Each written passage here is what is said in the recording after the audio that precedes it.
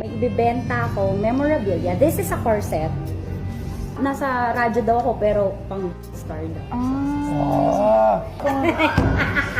Pati mo naamoy. Inaamoy ko lang kung mabango ba talaga si Tanya. Mahigpit na yung pangangailangan mo. Mahigpit na mahigpit. Mahigpit. Ako nang bahala sa pangangailangan mo. Alam na alam trabaho eh. Oh. Ay, naku, Rudy. Ano? Uy, grabe, inulit-ulit mo ba? Ulit. Sa suit mo to, sana di ko... Oo, di ko- ipapakita ko sa'yo yung for Sige nga. context purpose. Akala ko ipapakita ko sa isot. Yun nga, kaya nga sabi ko nga, ready na ako eh.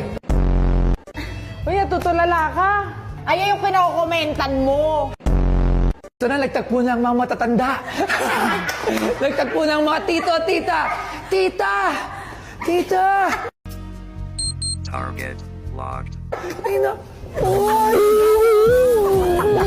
Ay, parang tuwang-tuwa pa si Tanya. Ang saya ni Tanya. Ha? Ang saya niya. Gato kami magbanding ang matatanda.